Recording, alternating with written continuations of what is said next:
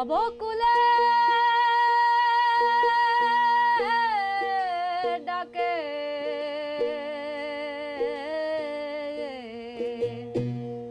দীনহীন কঙ্গালে শ্রীচরণ পাব বলে রে।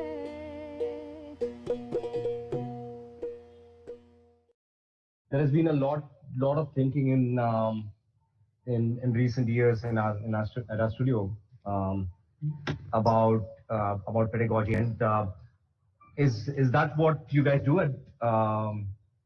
at the Cuckoo Forest School? Are you guys building an alternative pedagogy of some kind? Yes. So Cuckoo is a space of hope to me. And of them, and also of self-learning and of self-introspection, if that's the word that I can use. We also deal with a lot of learning pedagogies, but not in the sense of a strict formal learning or formal curriculum of learning, but the actual essence of how learning happens naturally in itself, and trying to form tools to enable it with all the children and with whoever comes into the school. It's not only for children, it's a space for a lot of people. There are also a lot of social entrepreneurs for which Cuckoo has been the incubator of sorts. Social entrepreneurs have sprung up from Cuckoo, who have taken different paths of life. So that's kind of Cuckoo for all of us. So, Got it. Can we start? So usually introduce speakers. I usually tell a story or some anecdote from the speaker before I start. But today I thought none of it really fit into the frame, and I thought I won't even give it a try to even try to introduce the speaker or give it a story, because I know an ethic will stand in front of Anand. So the session actually starts. To me is kind of Cuckoo. The session is dedicated to Irrfan Khan, who has been a great artist, and our deepest condolences from the family of Cuckoo. And there will be a prayer tonight in Cuckoo for Irrfan. It has been planned. So with that condolence, I think we will move into the session. So the very first introduction was a small book by J.C. Kumarappa that Cuckoo had bought about a few years ago. The Economy of Permanence in Tamil. It's called Nilaitha Porladharam. So the book was dedicated to three people. One was the one who cleans the samadhi of Kumarappa, who's the sweeper in the Kumarappa's samadhi. The second was Varun Tauta, who's an earth architect. And third was the speaker for today, Anand Gandhi himself. So those were three people who dedicated the book to. I didn't know this. Yes, I'm not sure if you knew it. Yeah. So we had also sent you the book or the copy of the book, or we mentioned you saying that we have dedicated the book to you. This is long ago, maybe about not sure what 6-7 years ago, maybe. That's when. Wow, what an honor! I'm feeling overwhelmed, and I'm feeling I'm feeling so ignorant that I didn't know about this. Thank you so much for bringing it to my attention. I would like to. I mean, I have friends who read Tamil, so if this is a book in Tamil, I'd request them to translate bits and pieces for me of the book, and hopefully somebody would translate the entire book someday that I can read. But thanks for bringing it to my attention. It's been like you mentioned, it's been a strange day, and I'm using the word strange euphemistically. It's been more than strange. I'm using the word strange only because I don't necessarily have the vocabulary to express the wide range of things that I'm feeling and experiencing on the death of easily one of the finest craftsmen that we had amongst us. Easily one of the most interesting minds I had the privilege to meet in my life and know in my life. And I'm grateful that we are dedicating this conversation to him.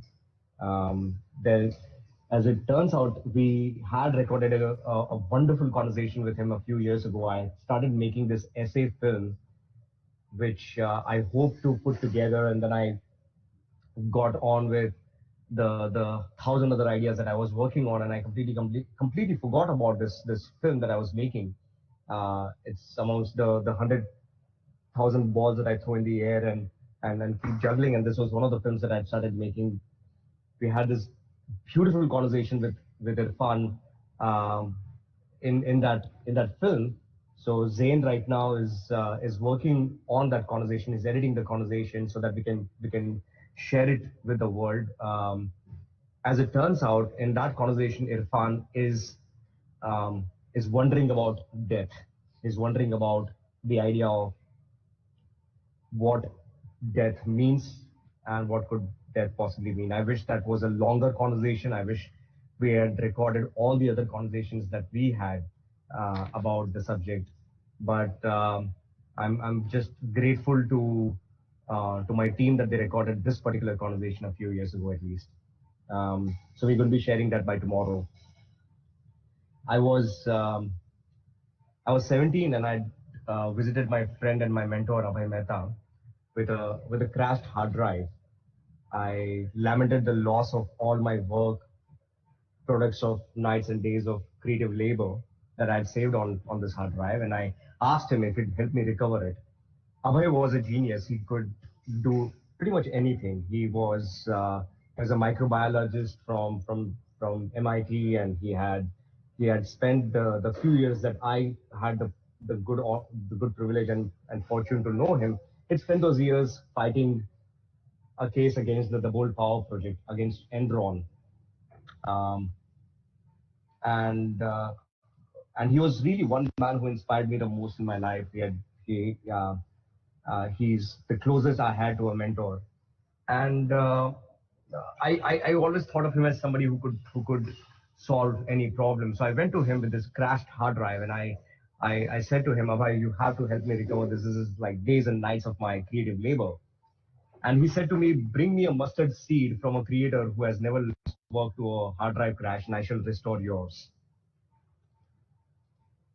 Like Kisa Gautami, the mother who had in the Buddhist parable, requested the Buddha to bring her dead son back to life, that Abhay was referring to, and a parable that my grandfather had recounted to me many times in my life, growing up in my childhood. Like Kisa Gautami realizes in that parable, I too realized that loss was universal, and everything that exists is transient. Or is it? And I struggled with the question that each one of us has at some point in our lives. Is life permanent or is it transient? Is there anything that goes on beyond the complete dispersion of um, of what we imagine as the self, or what we call the self? Um, Now, the Buddha had come upon four sights when he walked out of his luxury, of the luxury of his palace, for the first time, and what may be an apocryphal tale that may have been distilled and synthesized down for narrative economy. We have heard this tale over and over again, and as the tale goes, he witnessed old age, sickness, and death. The shocking confrontation with imminent universal suffering and impermanence caused him a spiritual urgency. He found solace and hope in the fourth sight, witnessing an ascetic who had dedicated his entire life to finding a cure to suffering. The idea that somebody thought that there was indeed a cure to suffering was sufficient for him to be inspired to put himself on that course of inquiry for the rest of his life. Now, the data crash that I had suffered was not my first brush with loss. I had suffered a wide variety of sort of before. I'd suffered um, by the age of 17 some semblance of personal tragedy. I had on previous occasions lost many hard drives containing my dreams and memories distilled into nuggets of images and stories. And when I was mentioning this to my friends a couple of days ago, um, they were and I said that I'm thinking a lot about death again now that I have time to to put all these insights that I've had about death and about living into essays that I mean to share with the world. Um, and and this is my entry point into the conversation with myself about death. The this event that I had with Abhay, this moment that I had with Abhay, um, this very dear friend, this mentor who died a few years ago. Uh, everyone wondered for a moment that if um, the the conversation about me losing data to a hard drive wasn't too trivial. Was it they wondered if it was too trivial compared to the the death of friends that I was lamenting as well, and um, that I was deeply inquiring into as well. And um, and the reason I mentioned the loss of a hard drive or the loss of a friend in the same breath is is because that's increasingly my view of life.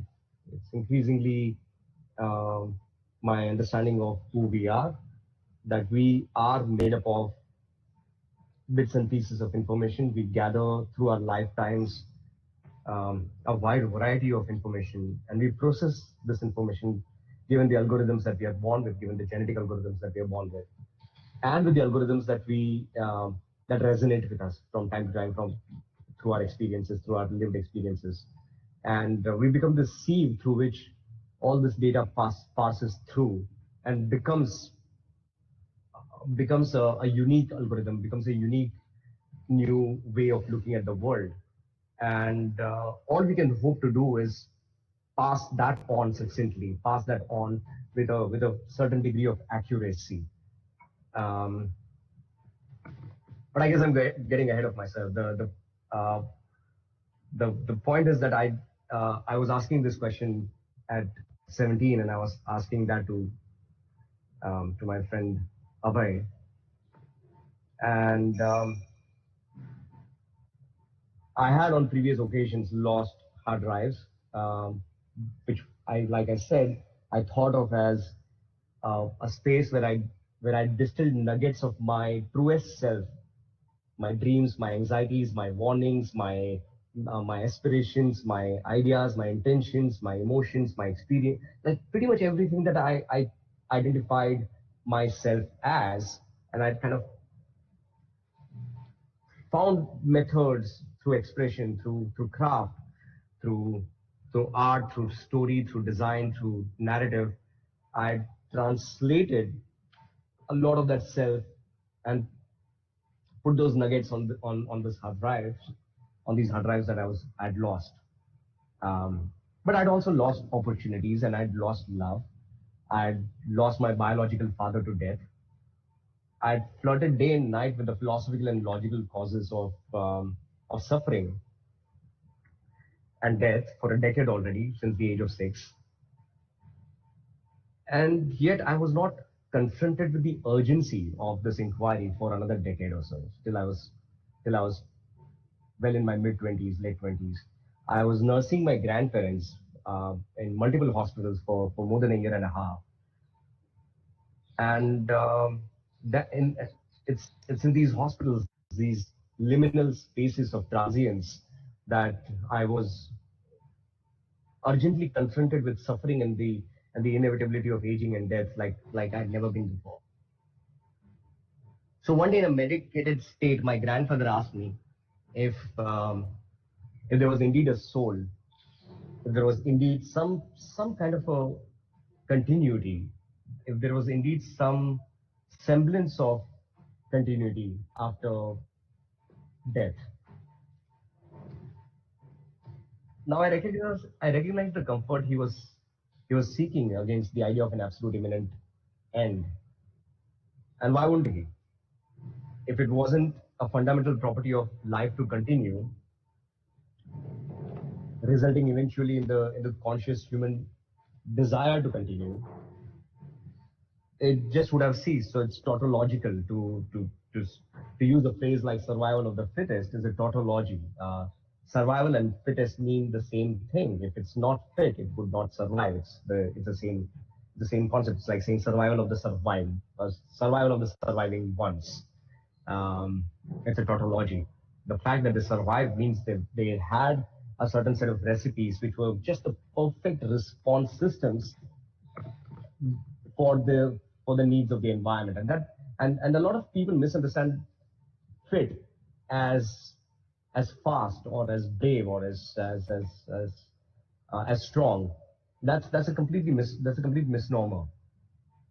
Fit means you could be slow if the environment demands slowness, if the environment is extremely bereft of resources, if the environment is not rich in resources, and if you are fast, then you are using up more resources than you can consume, and hence you will die out, and hence you'll have lesser opportunity to make copies of your genes, make progeny, make babies.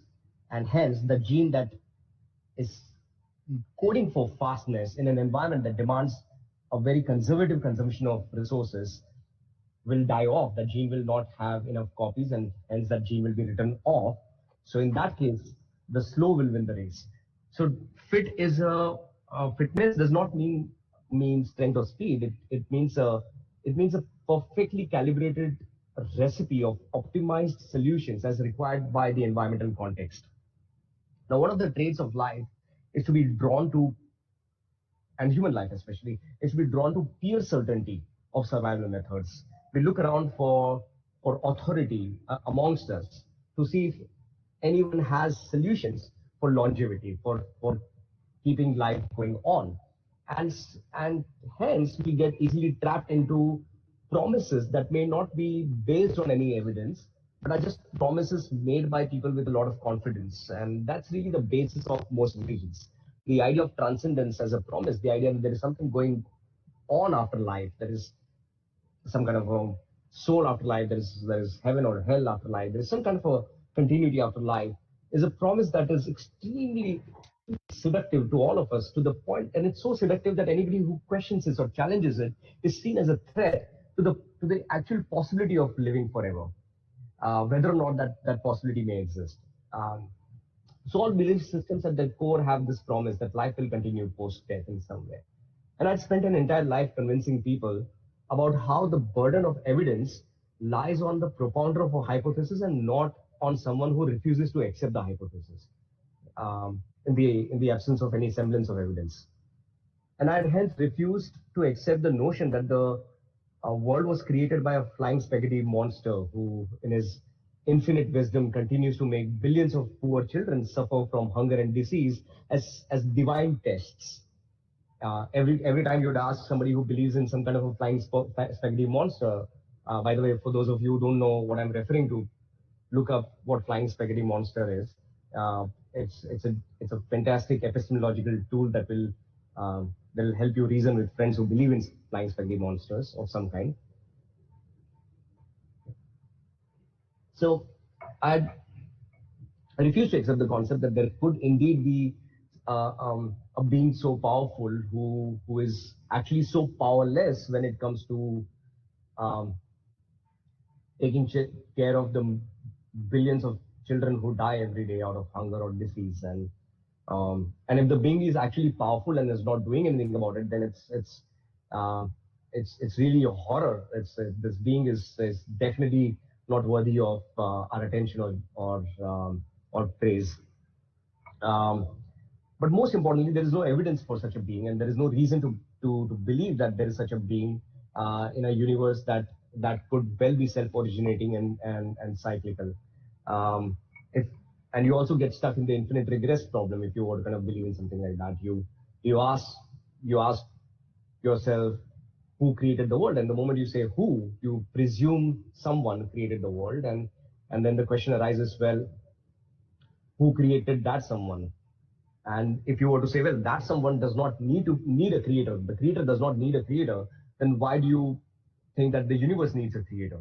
If the creator does not need anybody else to create it, if it can self-originate, so can the universe. So, or whether it needs to originate or not, also is a question that is worth asking at that point. So I'd been extremely suspicious of divine tests, and suspicious of flying spaghetti monsters who promised an eternal pasta land to anybody who prayed to it, or anybody who blew themselves up in its name, in its honor. I had, and I was also not convinced of the notion of a quantum teapot, right? You can these days you can put quantum in before anything and make it seem legit.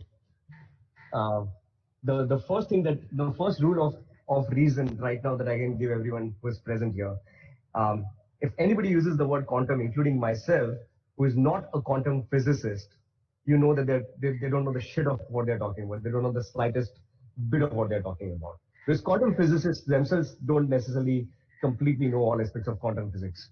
So anybody who says quantum energy, that flows through us, they're just completely shitting you, and they're shitting themselves. So the idea that there is some kind of a quantum teapot, and everything that we experience is some kind of a quantum tea in each and every one of us that lives on and takes new forms, and you often hear metaphors like have you seen the ocean, and have you seen waves fall and rise in the ocean? You are like that wave.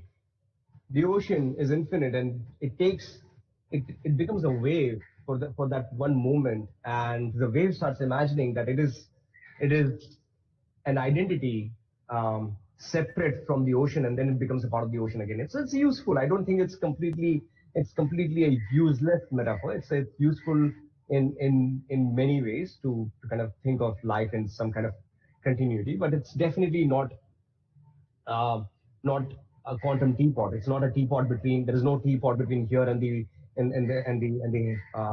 the space, which is invisible and feeding all life into us.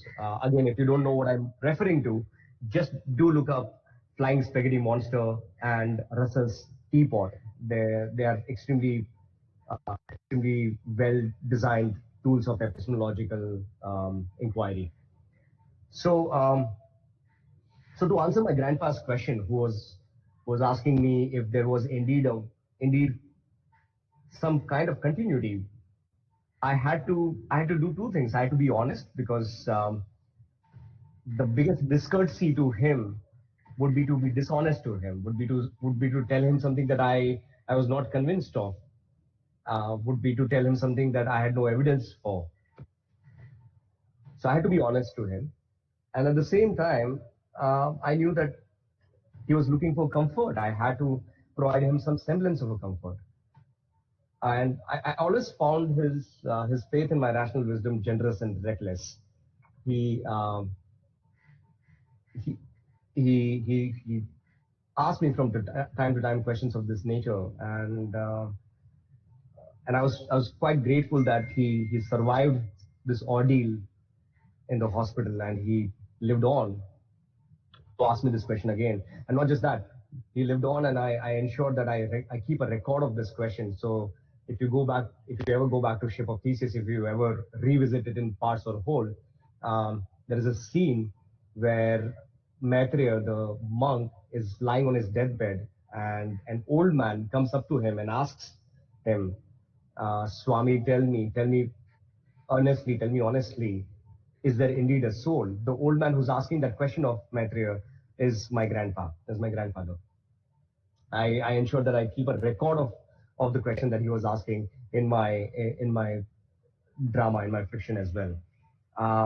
So I pondered about that question through that decade, and when he died last year, I decided to read an excerpt that I had read to him from a biology textbook written in 1970s by a biologist called Louis Thomas. I translated a piece of biological text to Gujarati on the day he died, the day his friends and relatives gathered um, to see him one last time.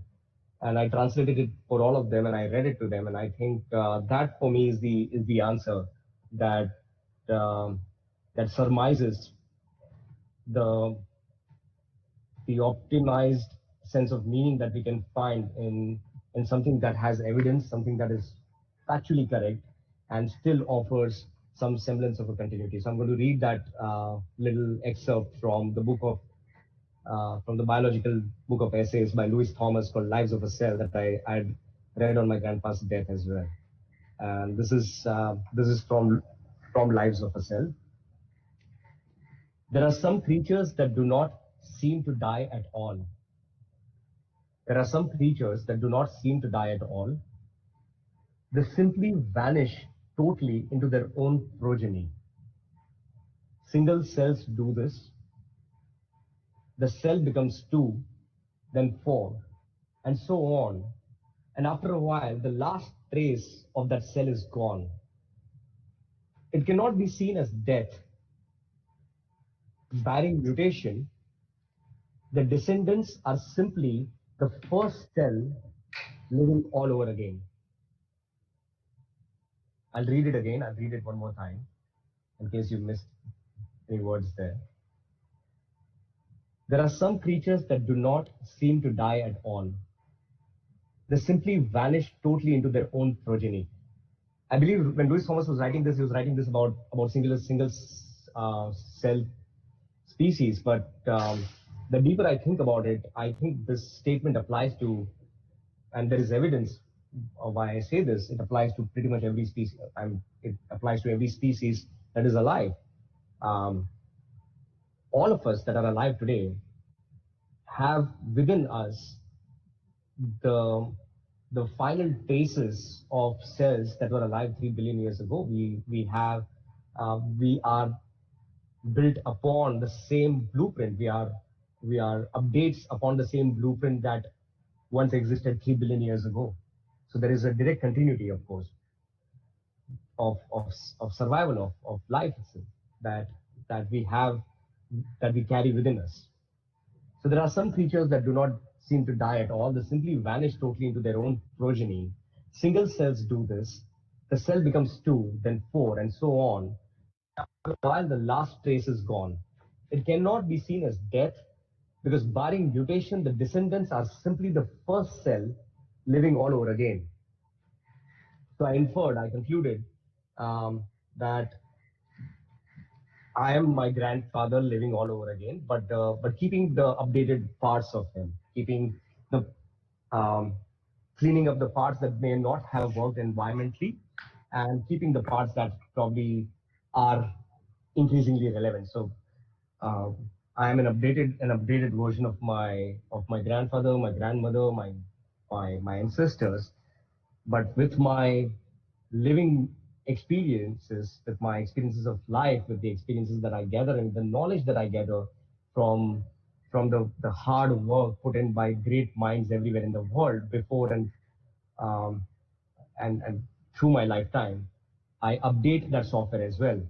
I use my neocortex to upgrade my genetic software completely, and hence I'm an upgraded version, an updated version. To which I would say that I'm not claiming that I'm smarter than the Buddha, but I have one huge benefit over him. I've read him.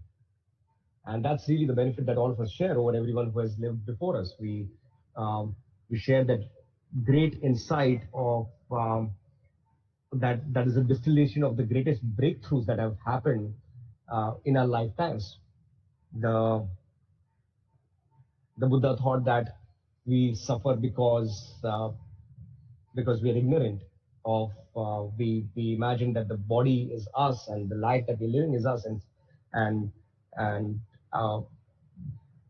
it may not be us after all. It may be something else, and that's why he thought that that we suffered, and the Jainas thought that we suffered because of past actions or inactions and causality that gets recorded in some kind of an accountancy on the soul that goes on, and the religions of the Semitic belt, Judaism, Christianity, Islam, think that we suffer because that's a divine trial that the great creator puts us through.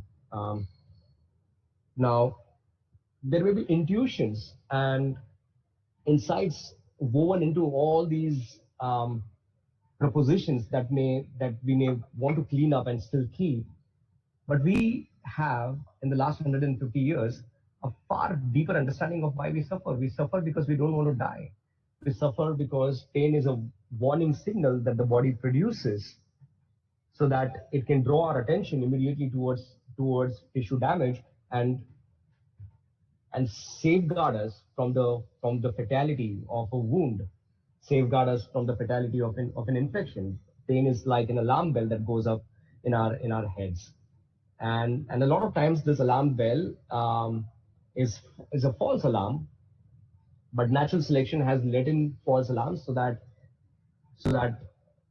the real alarms are there for us to be safeguarded, and that's really one of the principal causes of suffering. The idea um, that life wants to continue, and I'm being anthropomorphic here in saying life wants to continue. Life continues, and wanting to continue emerges out of that continuity of life.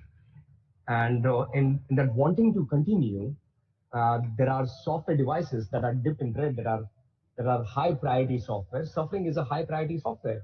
It's an alarm bell. It's a signal that something is wrong and something needs attention. That's largely what it is and we have known this with evidence now for 150 years, and we understand this more and more as our understanding of the evolutionary purpose of pain expands with the expansion of evolutionary sciences. We have a deeper and deeper understanding of pain and suffering, um, which is, like I said, a mechanism to to postpone death, to avoid death, to avoid the final dispersion into the world. But when we do finally disperse into the world, like Leonard Cohen says, um, you get to live forever if you've done a line or two. And Irrfan has done more than a line or two, and hence Irrfan gets to live forever, imprinted in our minds, in our biology, in our memories, um, in our memes, in our intentions, in our aspirations, in our warnings, in our anxieties. He lives on, and Abhay Mehta lives on, and my grandfather in his very small way lives on. And and the process of distilling, the process of filtering, the process of being sieves um, to all this past goes on. Thanks for indulging me. That's what I had to share for today. I'll be happy to take any questions that you may have. Thank you. Thank you for that sharing. Uh, I'm sure it will take a lot of time for all of us to understand and digest what you're saying, if we understand it at the first place. But at least as of now, we get the words inside so we can kind of think over it later. So there are already a lot of questions flowing through, so I'll start taking a few questions. What is your idea of belief? How do you define belief? And do you believe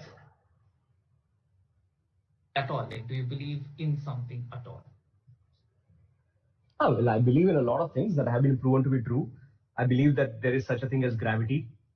A couple of 100 years ago, a young man looked at an apple fall down the tree and wondered about it and gave us very specific answers about it. And a few years ago, friends of mine working at LIGO discovered that there is such a thing as gravitational waves. So I believe in gravitational waves being a cause of gravity. Um, a century ago, another great mind decided to investigate into the nature of gravity itself and wondered why gravity exists in the first place, and said, well, there is such a thing as time-space warp. Big, huge masses, huge planets and huge stars produce with that mass, they produce a curve in the fabric of time and space, and that itself causes gravity. So yes, I believe in any of these ideas, and because there have been multiple. On one hand, there have been multiple methods of testing these ideas out, and each time the evidence has been consistent. And on the other hand, these ideas have been applied in utility.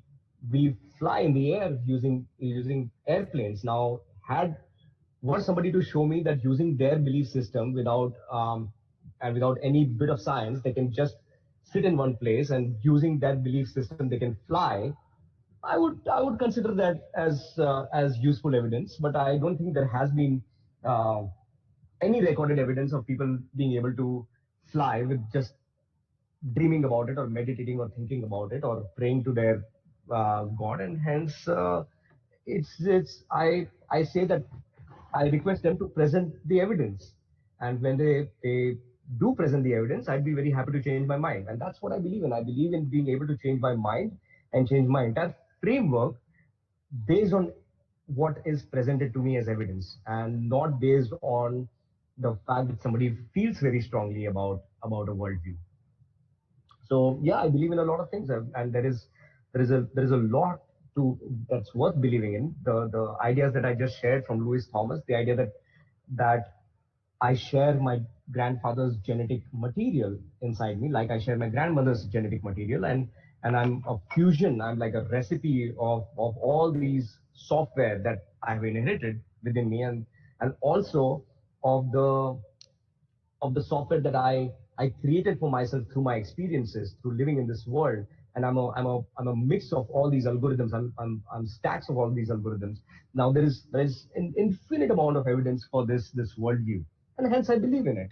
When further evidence is presented to kind of challenge this worldview or expand this worldview, I'd be very happy to expand on it.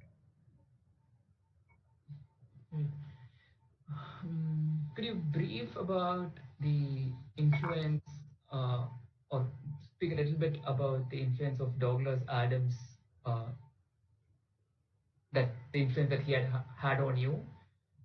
Because he had already mentioned his name. So. Oh my God, Douglas Adams is amazing. I really, I love his work so much. I admire him so much. He's the one author I miss a lot in life. He's the one author whose uh, whose whose creative genius, whose creative capacity we have not yet been able to replicate, uh, neither with AI nor with the best of our storytelling capacities. He's one author who we really miss as a civilization. It's um, the amount of things that he has managed to encapsulate and to with joy, with such profound humor, is incredible. So if you guys haven't read The Hitchhiker's Guide to the Galaxy, I strongly recommend it. I don't want to give away too many spoilers, but it's really one one book that has influenced my teenage days very strongly.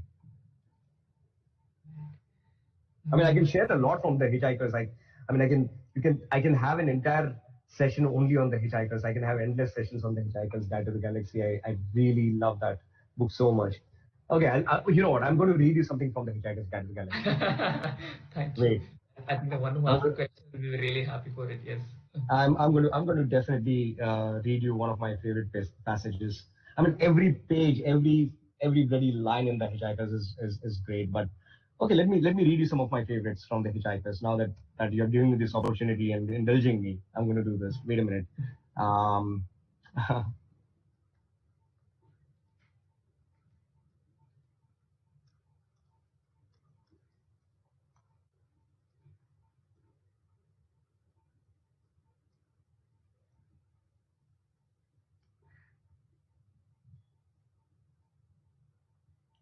so here goes. Okay,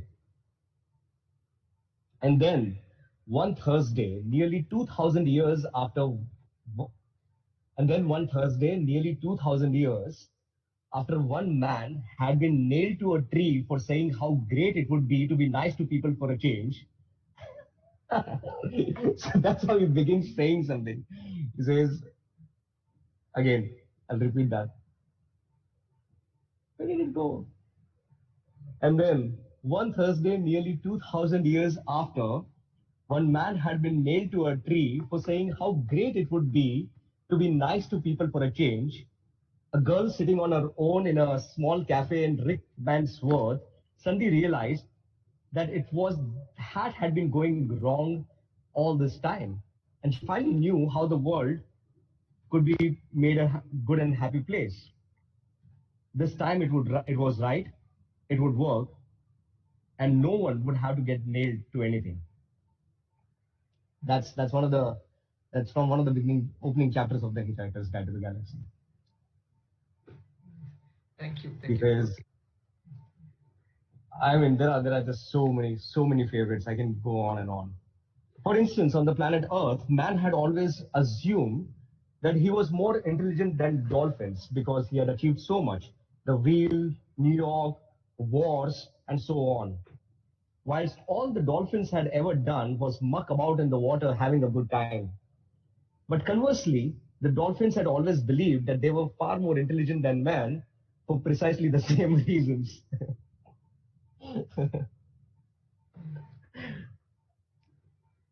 All right, do you want to take questions? Should we start taking questions? Yes. So the question is from the last. So we agree in reason now is just matter of disposition. That's one of the time favorite lines from your pieces. So they want to hear from you. What do you mean by it? Now everybody has their own interpretation of what the sentence means. What was that you really meant? Yeah, I guess it.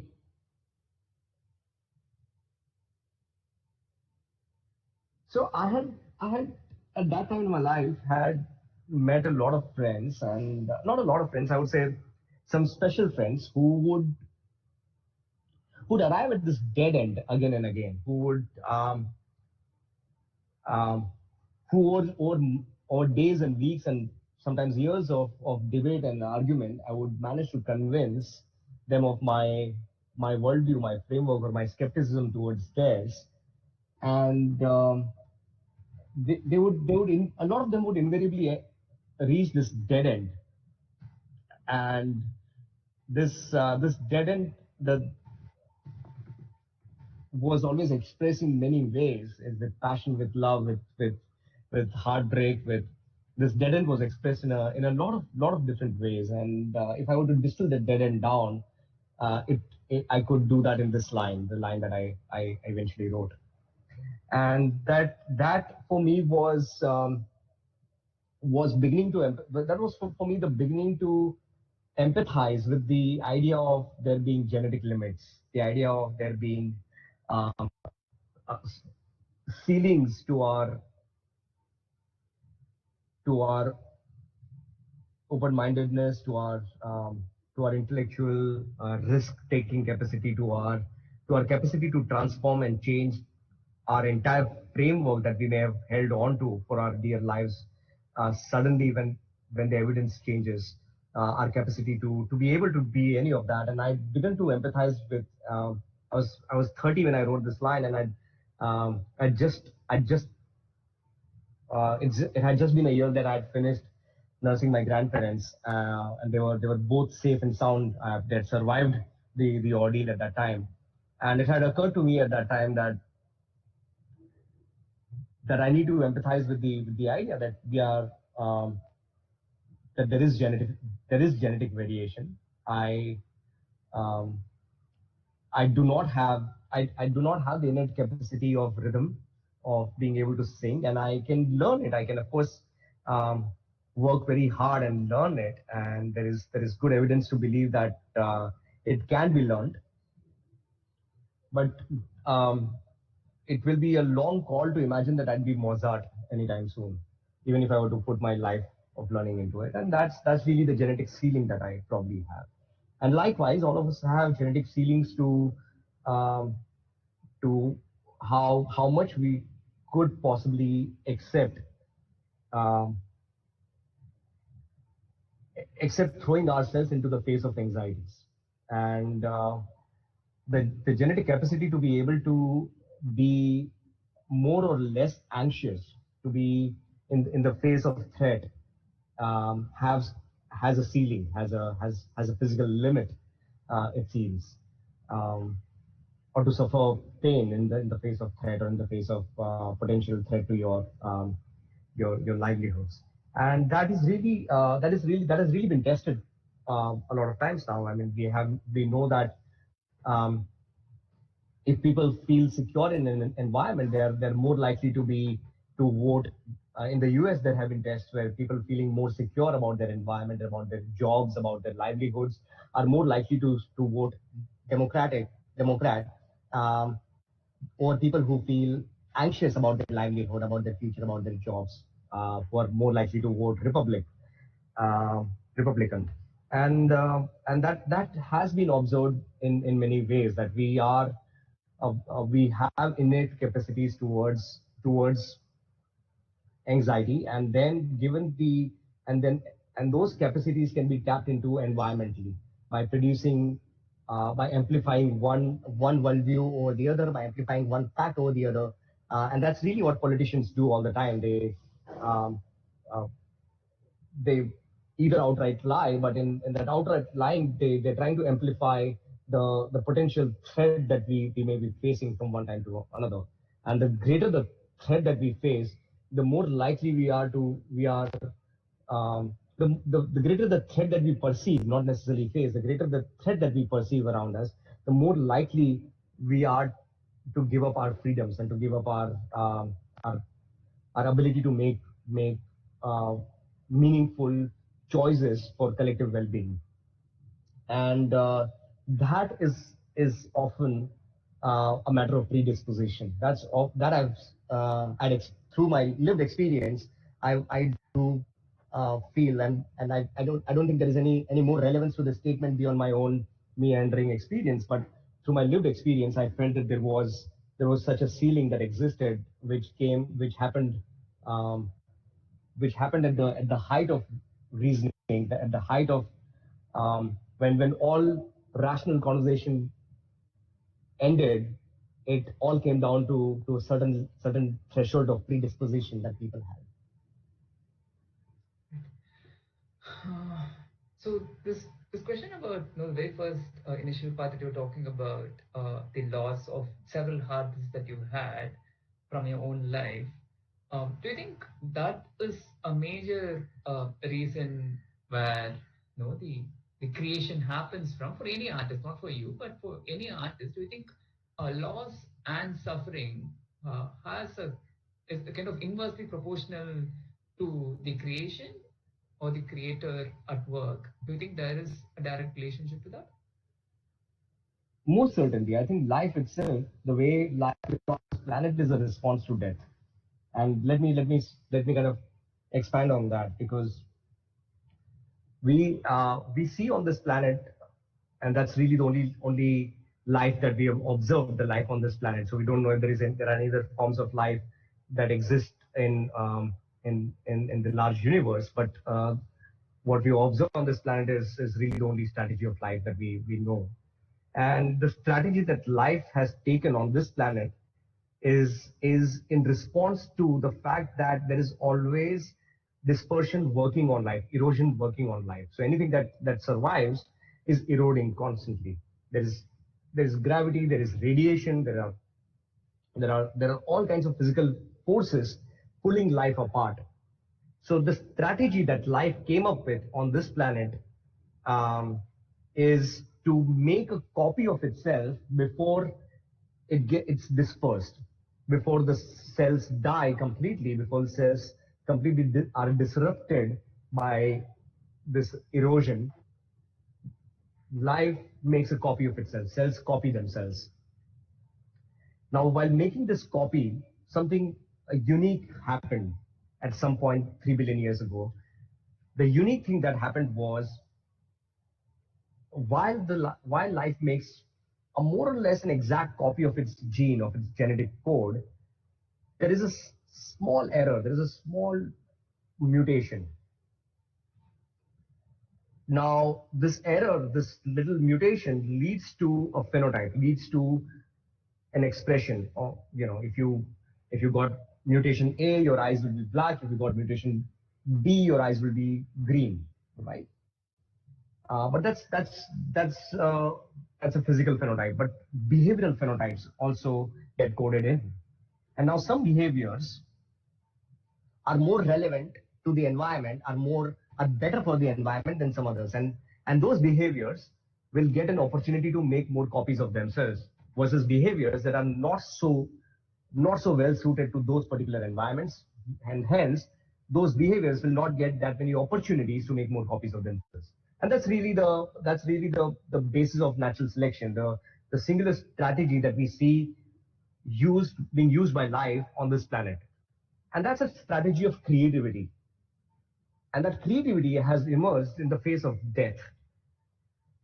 So yes, the idea that things will disperse, that things will disappear, that things will be completely lost into nothing, itself is the inspiration to create, to replicate, to mimic, and to update, to upgrade. And with each passing upgrade, we upgrade our policy systems, our social contracts, our worldviews, our frameworks, our dreams, our hopes as a civilization, our warnings. We update everything. And all of that is a creative process. The process of art, of science, of law may take different forms, may use a different set of tools from time to time, but the trinity of these three processes are essentially towards the same effect. So absolutely, the idea that there is going to be loss, the fact that things are transient, the things are going to disappear and disperse completely, is the very key reason why we keep creating. Next question is, what is your idea of intuition versus intellect? Do you think they are both one and the same, or are they just phenomena, or do they really exist? And which one would you choose if you have to make a choice, if you have to make a decision based upon one? What would you take your call upon? If they are different, if they're one and the same, then what is it? No, I definitely think they exist, but just as much as I think that the color red exists. Now, can you say that the color red exists? Color red is how human beings and some other species have codified in their brains, in their neurology, have codified a certain wavelength of light, such that when that wavelength of light is measured, I would say, is it 350 nanometers? Correct me if I'm wrong. What is the wavelength of the color red light? Say anywhere from say 300 to 400 nanometers is what we see as reddish, as a range of red. Now, the experience of red, the experience that this is color red, is a codified experience, it's a biological codification, because how do you experience a wavelength, and you have to kind of give it some kind of a marker that pops up in the head when you measure a certain wavelength, and that is what color red is. So color red exists. This color red is a coding, is a category that life has created for 350 to 400 nanometers. And similarly, and red, of course, gradifies, it kind of grades into magenta, and magenta grades into pink, and so on and so forth. So to kind of really fixate on where red is will be very, very difficult. And most categories follow this dilemma. The moment you kind of put anything in a very severe box, you start kind of realizing that there are exceptions. The exceptions exist because things in the world, in the real world, exist in a certain set of kind of gradation. There are no clear walls, there are no clear boxes. Everything exists in some form of a gradation. One kind of one dissolves into the next. So that's the challenge with categories. So when we define categories, we must always know that that's keeping in mind this dilemma with categories. With that disclaimer, of course, I do think that there is such a thing as intuition and such a thing as intellect. And I have a very good working definition for intellect. I don't have a very accurate definition for intuition, and I have an intuitive definition for intuition, and I have an intellectual definition for intellect. So, so the definition for intellect is an easier one, hence, because it's intellectual. This is what I think intellect means. When you, when an animal looks at food, when our uh, dogs are at our house, when they look at food, they get excited and they if they're hungry, they're sufficiently so inclined, they would jump at the food and they would eat food. And that's exactly how we behave as human beings. We, in our most primitive self, if we are hungry, we want food. If we um, if we have sufficiently eaten, the next thing we want is find opportunities to make more copies of ourselves, and hence find love, find a mating partner, and have sex. So these are experiences that give us profound joy. But we have built a system that is far more sustainable than the system that we were born into. We lived in forests and savannas 300,000 years ago as a species, and that was the system of what we call jungle raj. There were no consistent laws. There were no consistent certainties of any kind. Life lived only by killing other life and taking from other life, and that's exactly how we still live. Humans live by every day killing some species. We call that eating. Eating is essentially hijacking the hardware software synthesis of another species, taking it inside our body and rewriting the code using the same hard drive, but rewriting the code of that protein and making it ourselves, making more of us. That's really what eating is. And we eat every day. When we eat every day, we kill every day. But we also created a massively complex system of living so that we can arrive at greater and greater certainties. We can arrive at a world that is lesser and lesser predatory. So every passing generation, we produce possibilities of more equality for everyone. We produce possibilities for more well-being for more humans and then for animals as well in our ecosystems. And that's a conversation that we constantly challenge ourselves with.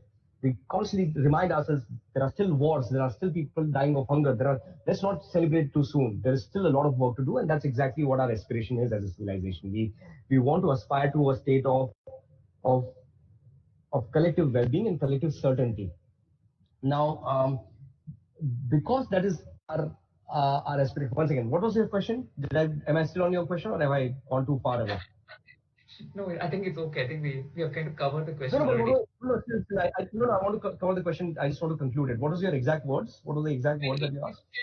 Intuition versus intellect. Intuition versus intellect. So here's the definition of intellect.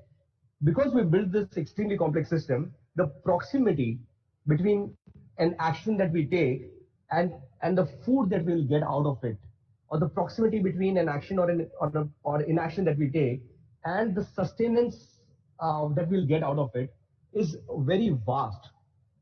We we may take one action today, but get the fruit of that action 30 years later.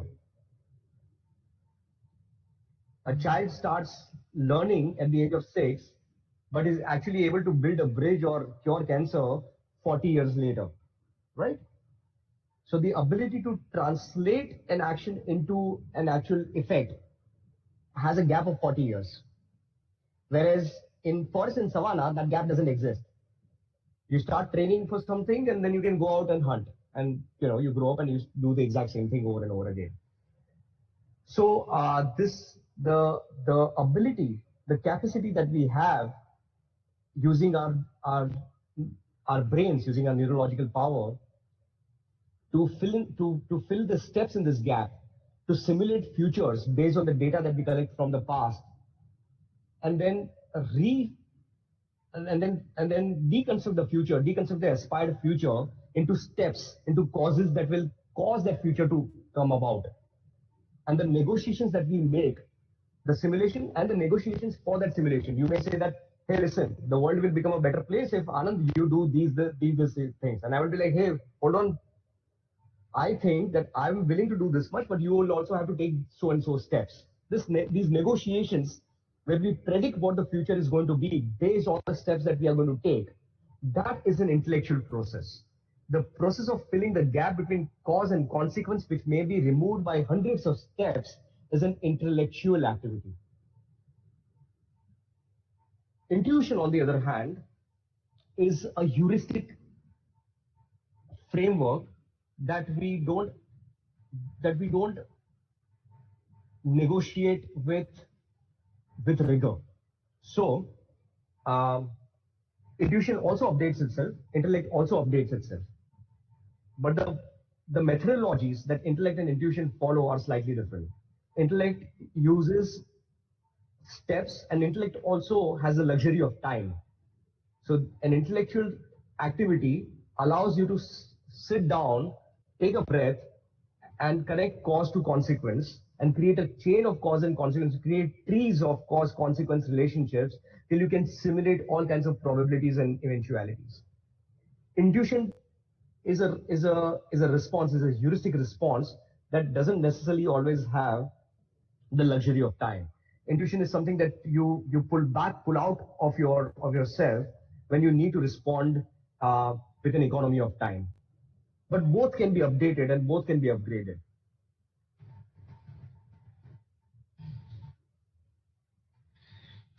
The next question is, what is the nature of the mind, and what is the path of enquiry for understanding the nature of the mind?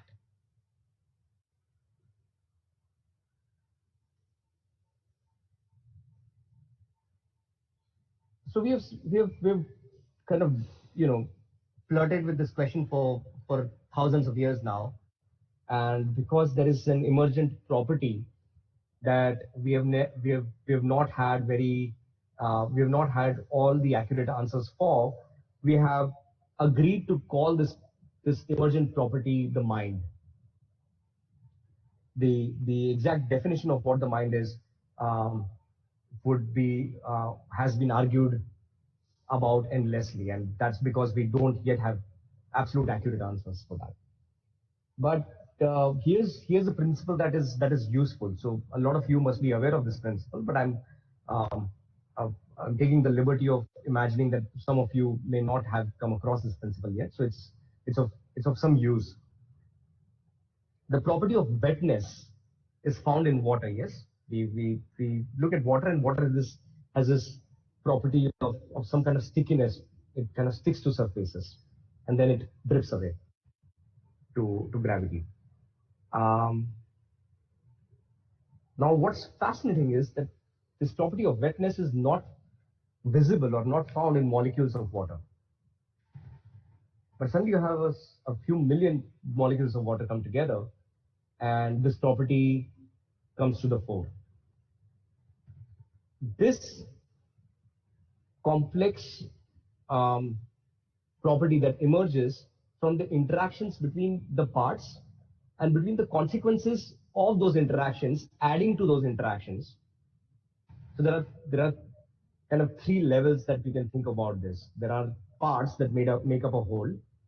So there is a sum of all these parts. Then there are interactions that happen between these parts. So the whole is then the sum of the parts and the interactions. And the third level is the consequences of those interactions that also then fold into the whole. So then the whole is made up of the parts, the interactions between the parts, and the consequences of those interactions that are happening between the parts, all put together. And hence the whole is often different or greater than the sum of all the parts. Wetness hence emerges from parts, or water emerges from parts that are hydrogen and oxygen. Now, neither hydrogen nor oxygen show the properties of water, but you put two molecules of hydrogen and one molecule of oxygen together, you get water. But if you put two molecules of hydrogen and two molecules of oxygen, you get hydrogen peroxide. Now, put bacteria in water, it will prosper. You put bacteria in hydrogen peroxide, it will die immediately. So the emergent properties of hydrogen peroxide versus water are the consequences of the interactions between the parts, and the mind needs to be seen as as a consequence, as an emergent property that emerges out of the the the endless interactions, the ongoing endless interactions between genes, uh, phenotypes, memes, non-biological cultural information that is produced by human beings as outside of the human biology, all interacting together. So society, politics, technology, all that information interacting with genes, with phenotypes, put together in this emergent whole is what we have agreed to call the mind. Now, how to study it? Exactly like you would study any complex ecosystem. You would have to study all the parts and the interactions between all the parts. So you would have to study genetics, you'd have to study evolutionary biology. When we see a trait, when we see a behavior, you need to ask a couple of questions. You need to see what's the proximate cause of that trait. A doctor looks at a trait and says, hey, this is happening because you have a fever in your body. You have the swelling because you have an infection in your body. That's good enough. That's proximate. For most purposes, it's useful. But then it's also useful to ask, what's the evolutionary cause of that trait? Why do you have the swelling? What could have been the natural selection function or the purpose of natural selection to have come upon this solution of swelling? And then you're asking a far deeper question. You're asking a question that's not as old as your own body, but you're asking a question that's as old as the species itself. So to study mind, you need to study the proximate causes of mind. You need to study how neurotransmitters behave, that you can study neuroscience, and the immediate proximate causes of behaviors and how the mind works or how the brain works. You of course need to study the anatomy of the human body and how a wide variety of how the nervous system along with all the organs produce and impact behaviors, how the microbiome in the human gut informs behavior by modulating serotonin and oxytocin and all kinds of uh, neurotransmitters that we use in the brain. But you also need to study how the world that we are living in, how the current insights of the current systems of the world that we're living in, political systems, technological systems, social expectations, frameworks, how they are influencing your behavior and how they are influencing the mind. And then, of course, you need to study where they come from. Why did a certain social norm emerge in the first place? None of these emerged. A lot of our studies in the last century were short-sighted because we didn't know as much as we know now. And I say they were short-sighted because they were always proximate causes on the human timeline. So if you ask for a social trait or a social cause, invariably you'd get an answer of the kind that so and so king decided that this is going to be the rule 700 years ago, or so and so colonial or an imperial ruler started this trend 1500 years ago, and that's why that exists. These are very limited answers. The fact that these have survived and they continue to survive invariably have evolutionary functions, invariably have some semblance of an evolutionary function behind them, and they need to be studied to be able to study the mind as well. So there are multiple methods of studying the mind, but I think the most important and the most urgent method of studying the mind is studying evolutionary biology, studying how over the last millions of years the semblance of self-awareness or self-reference that humans depend on have emerged, and how over the last couple of million years a wide variety of our emotions and behaviors have also evolved. Right.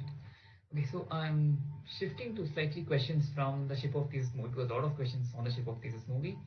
So a lot of questions are about the monk, the Maitreya monk. At the end of near the climax of the movie, the monk is shown wearing normal clothes and not in his monk attire anymore.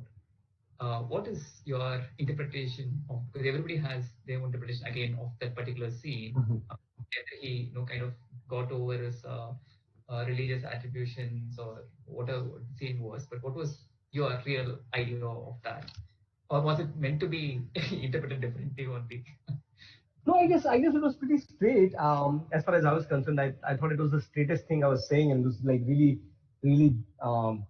amusing and quite beautiful to see the generous interpretations people had of it. For me, it was pretty straight. He's starting afresh. He has found this new framework that Charvaka has gifted him. Um, a framework that he had never thought of as deeply as now as he did now on his deathbed, which he survives and which he agrees to survive, which he decides on surviving. Starts afresh. He really wants to um, to review every last idea, every last thought, every last piece of inquiry that he had in the light of this new framework that he has now acquired, that he has now landed upon. Okay. And did he really fast in the movie? Because one scene he's shown as a healthy monk, and the next scene, the shot where he show his ribs, that you can build up your body Absolutely. I mean, before. that's Uh, absolutely that's Neeraj Kabi. I mean, he's easily one of the finest actors I've had the privilege to work with. He was so he he really became that character. He really transformed into that character that I'd only at, till that time dreamt up in my imagination.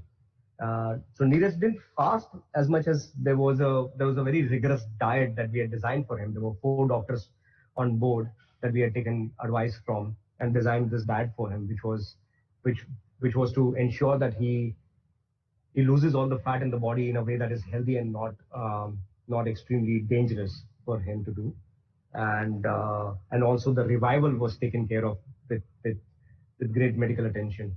But he was still risking a lot by doing that, and he did that for he kind of he stayed on the diet for over 6 months. right. So this next question is from a 20-year-old student. So there are two thoughts that I am always torn between. So the first thought is if it is meant to be, it will always be. And second one is if you want something, the whole universe will conspire to achieve. And Hmm. what's your thoughts about it?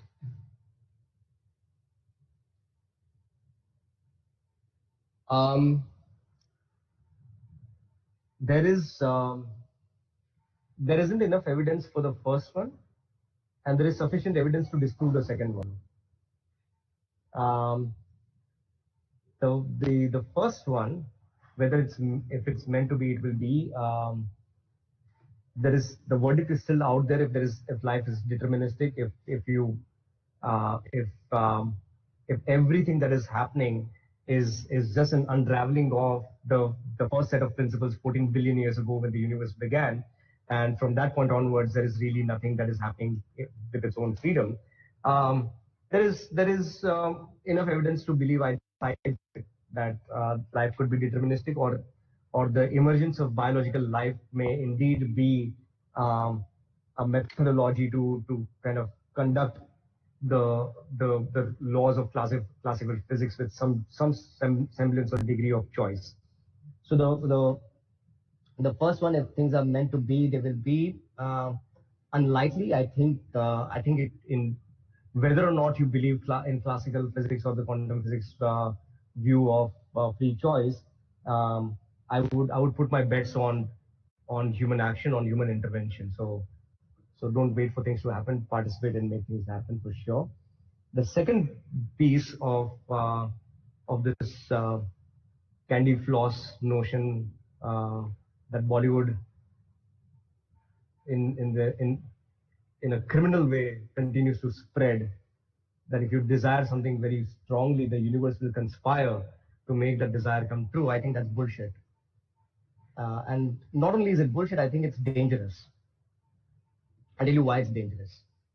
As long as it was your own personal belief and you continue to do things hoping the universe will conspire to make your particular dream come true, which may well be in conflict with everyone else's dream, uh, you are welcome to continue to believe such a ridiculous idea.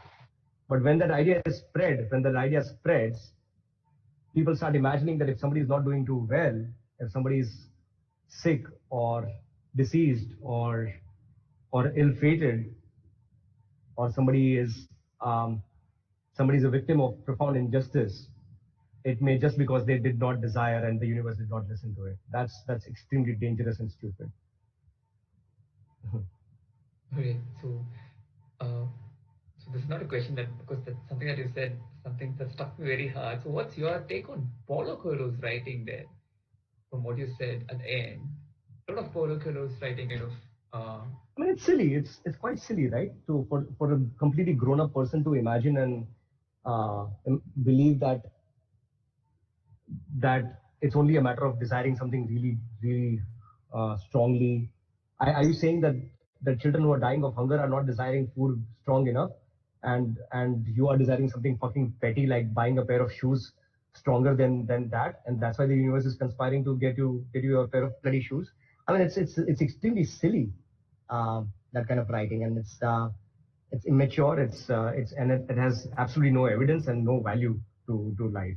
I mean, it has value to the point that any other religion has value, right? I mean, if you're the kind of person who does not have the ability or the strength or the required context or capacity or possibility or um, to reason to kind of reason with your own uh, meaning in this large universe with your own presence in this world, it it is useful. I mean, if I wouldn't complete.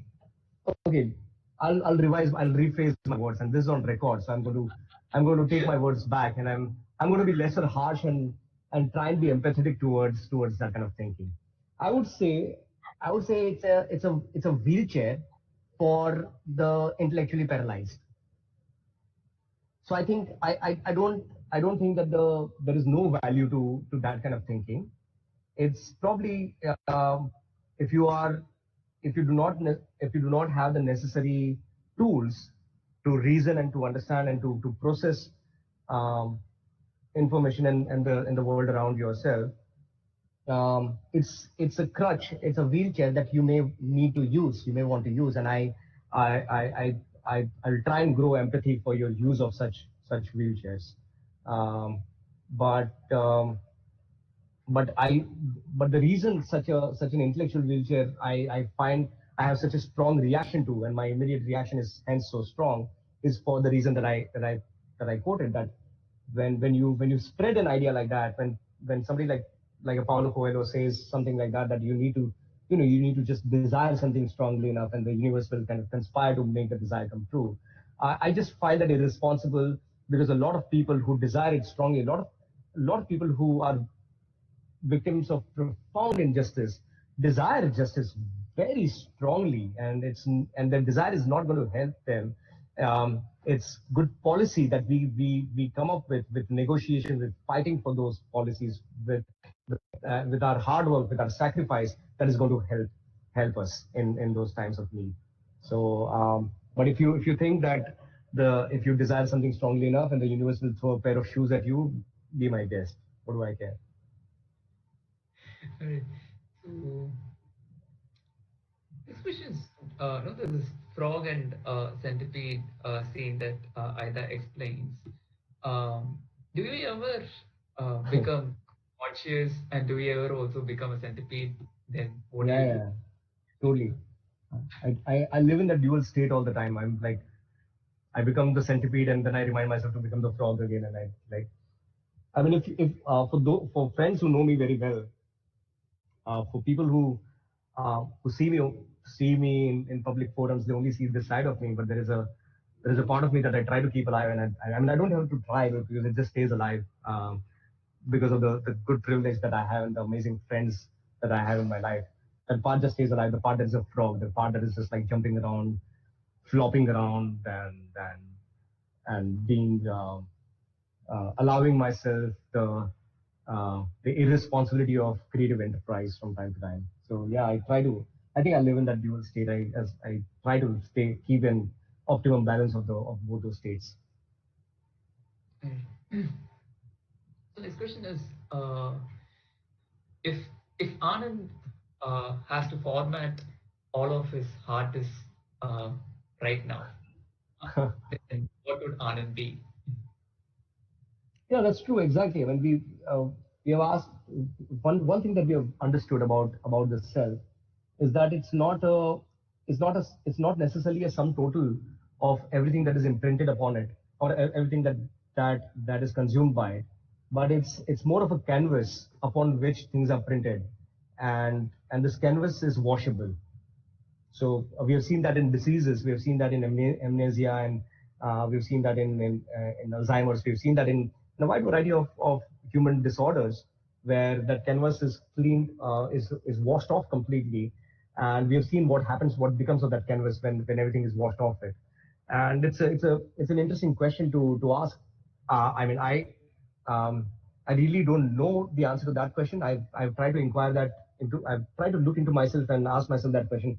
There's this beautiful song that I whisper very often.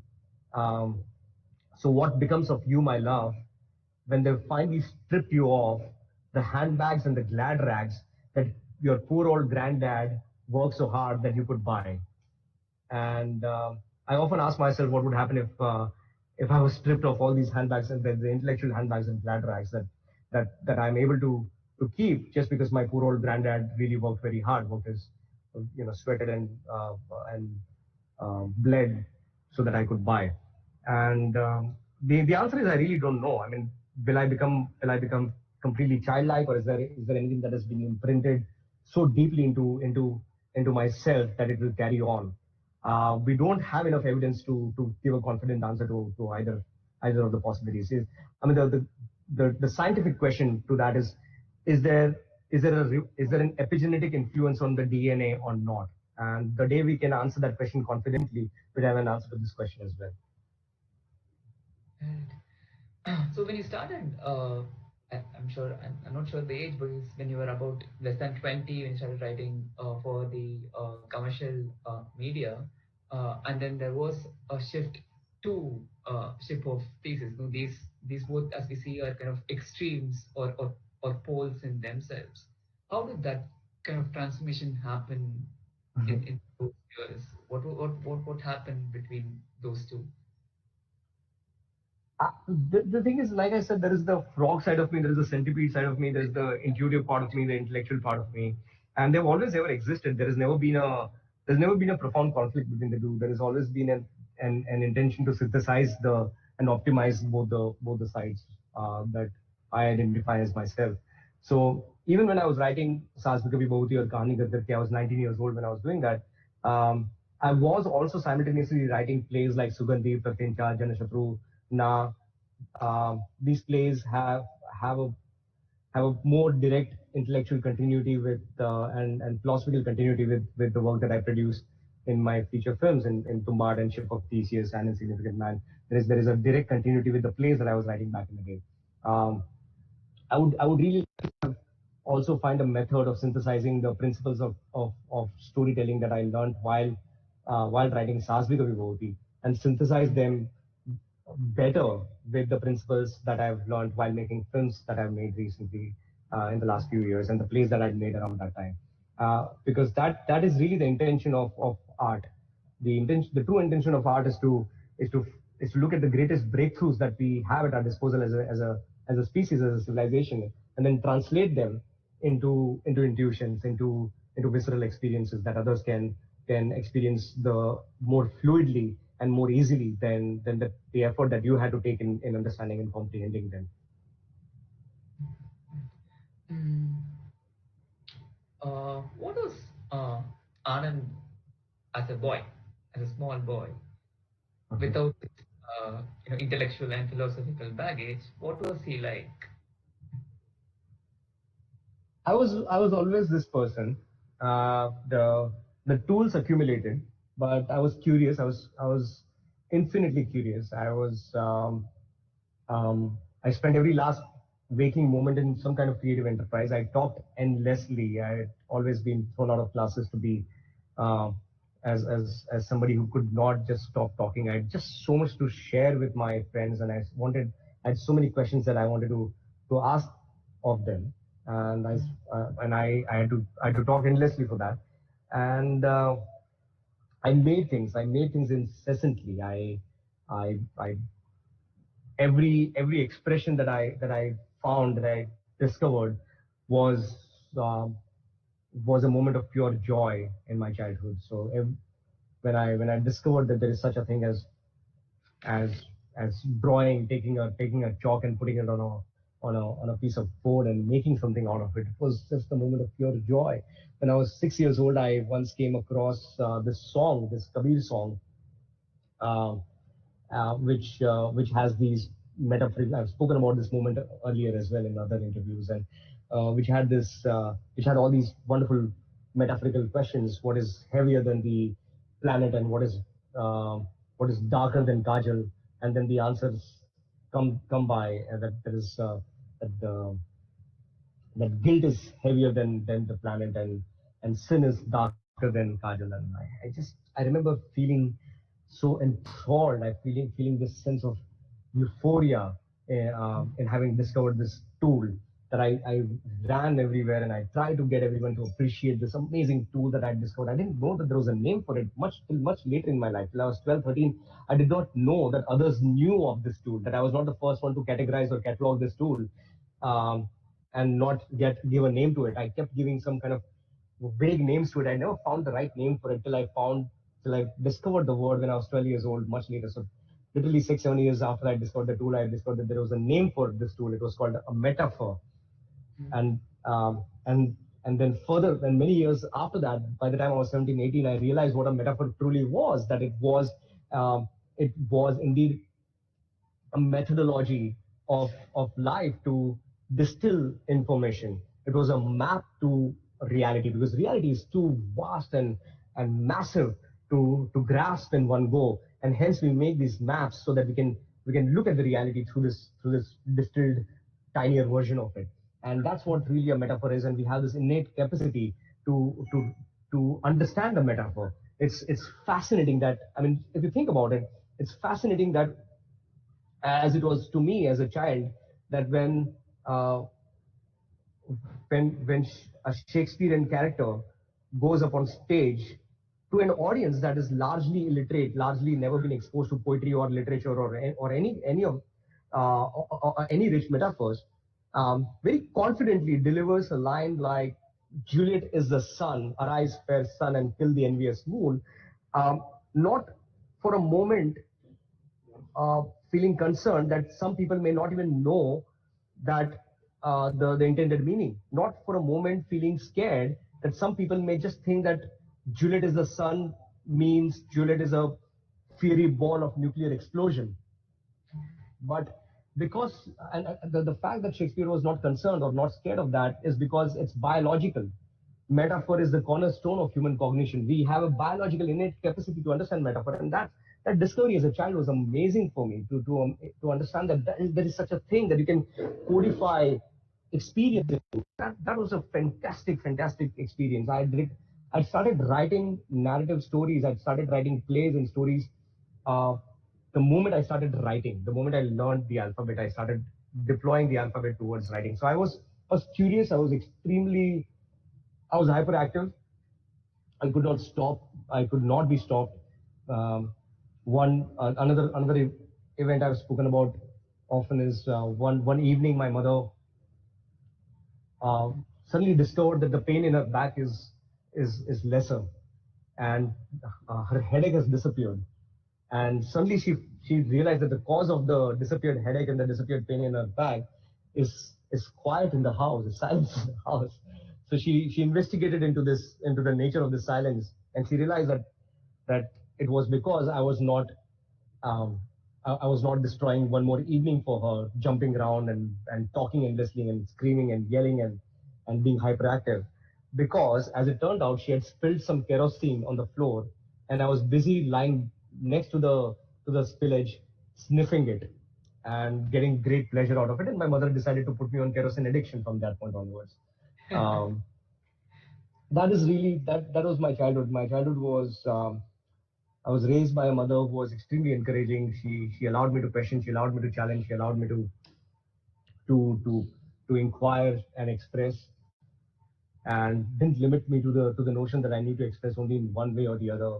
Um, every time somebody would ask me what I want to be when I grew up, and I would say, oh, I want to become a clown, a magician, a writer, a philosopher, a thinker, a joker, a scientist, or whatever, a playwright, a storyteller. whatever, an architect, a designer. I would like, just depending on the mood of the day, I would give an endless list of things that I want to be growing up. And often people would be like, no, you have to be one thing. And my mother would be like, no, that's okay. You can be many things. That's completely fine. And she was always encouraging of the fact that I could possibly be all these things at the same time. And that was really amazing for me growing up. Could you also share a few words about Anisha and the Lobo family when you shot for the Vicks one? A few words on the experiences of shooting uh, of the entire ad film.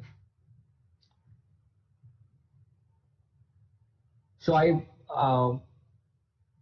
take up commissioned work very not very often, and I must confess that I do feel a sense of burden and guilt when I decide to use my use my abilities towards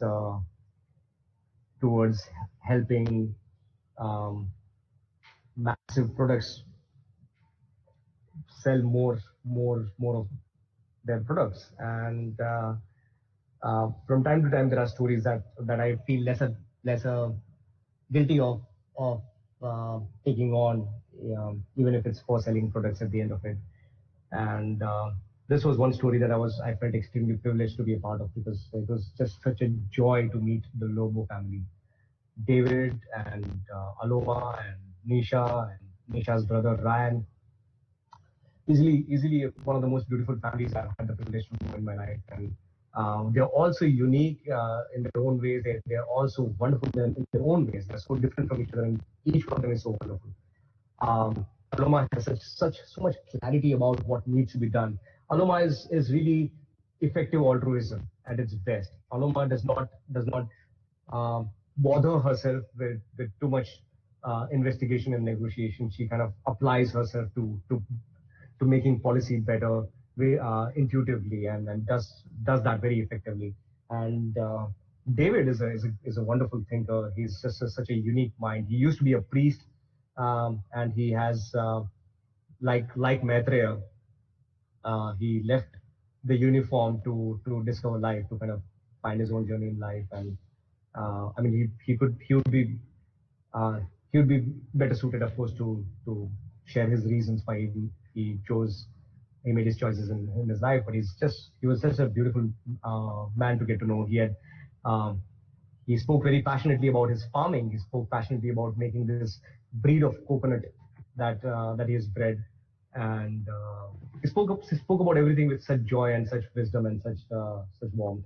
And Nisha is so curious, and she's so charming, and um, she's in adolescence, so she was, you know, she's like any other adolescent. She's full of ideas about her future. She has friends. She loves, and she gets bored, and she gets excited, and she was just wonderful. She was so charming.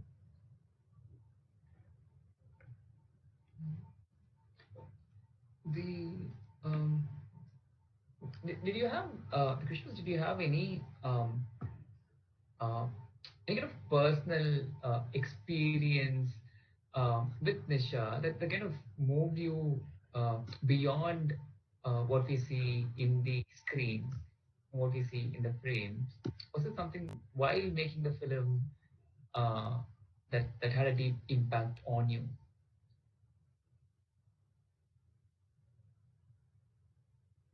I wouldn't think um, it had a deep impact, because I didn't have that much time with her. But the little time that I spent with her, of course, I was moved, and of course, I was, I was, I was really charmed by her.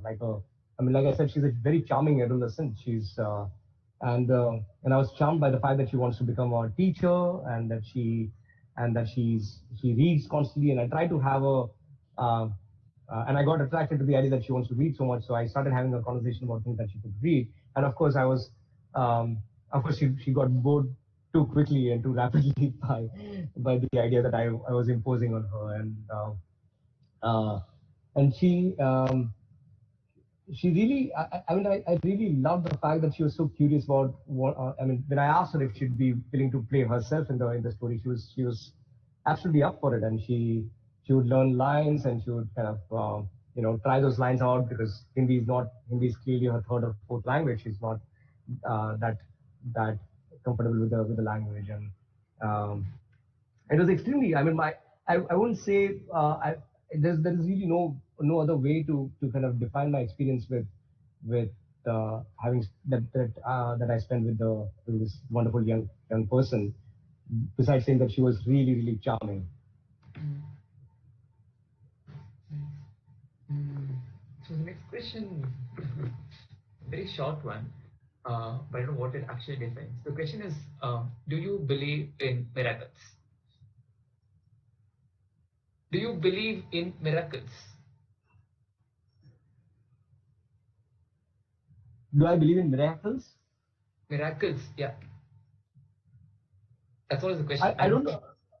I don't know what you mean by a miracle. Can somebody Yeah. define what a miracle is? If the person who's asking this question, can they define what a miracle is, so that we can answer that question, because it's Yes. what is a miracle? Maybe they'll type it out and then maybe I can expand the question again. So the next question is, what is your next film, Emergence, about? Is there a relationship between the idea of a ship of Theseus and Emergence? Are they connected philosophically at some level? Yeah, I believe they're connected. Emergence is like a far more updated version of what Ship of Theseus once was. Um, the the the paradox of making films is that you get to share insights and ideas that were relevant to you 4 years ago. So by the time I got around to making Ship of Theseus and releasing Ship of Theseus to the audience by 2012, in 2012, with Ship of Theseus, I was sharing ideas that were relevant to me and that were my realization in 2009.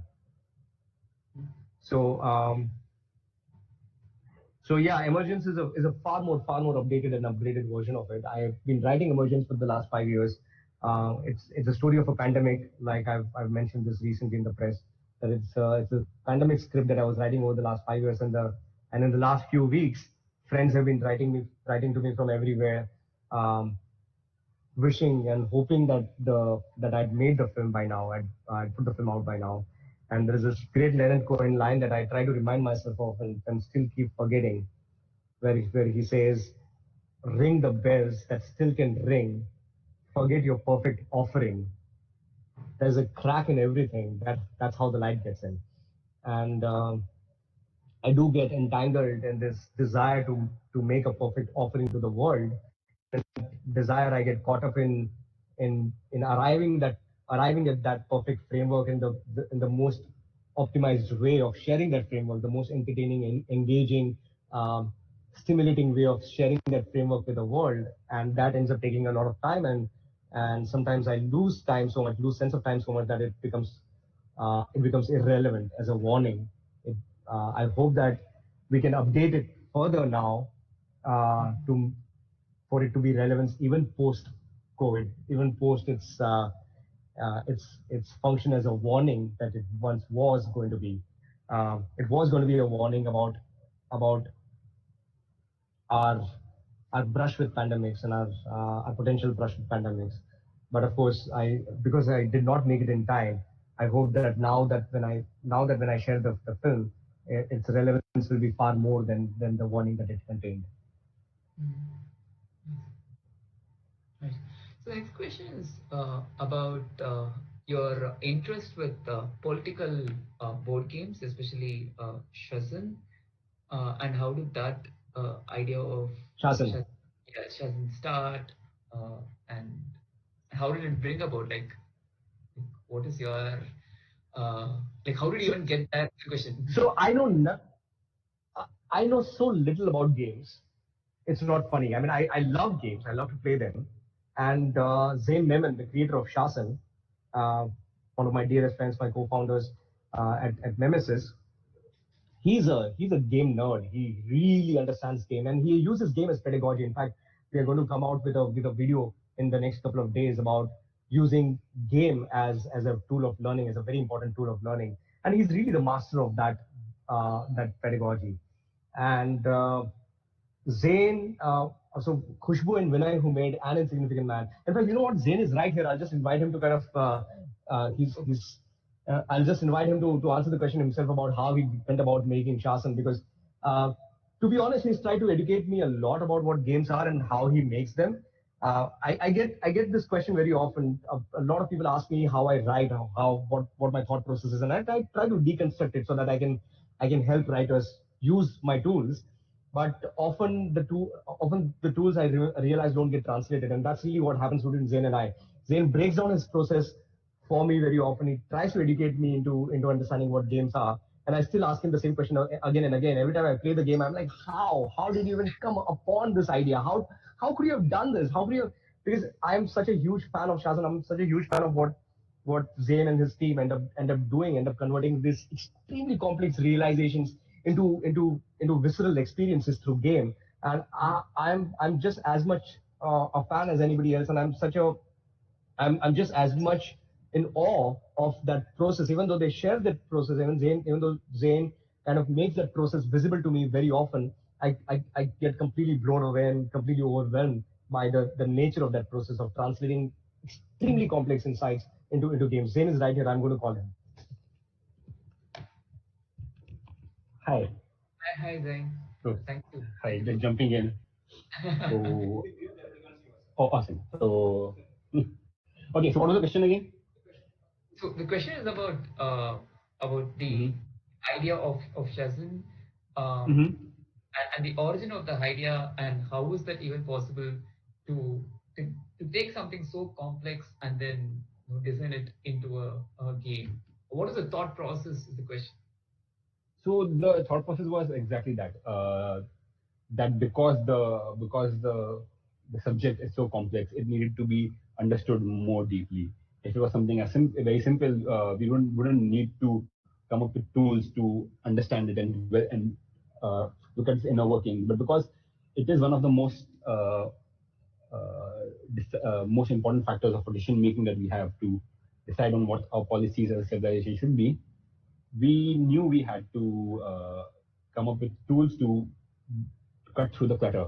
Vinay and Khushbu did that with An Insignificant Man, and just following their journey was very, very insightful. Through Vinay and Khushbu, we got access to how a political party really functions. What are the different variables that affect the decision making of both the politicians and the voters. Now we have for centuries spoken about it. We have lectured about it. We have written essays about it. But very few of us have had the chance to experience it. What would you do if you were in a politician's shoe? Is the question we began to ask. And we from the hundreds and hundreds of variables that a politician has to juggle, we started condensing and distilling them down to the most fundamental variables. What are the tools and strengths that a politician employs?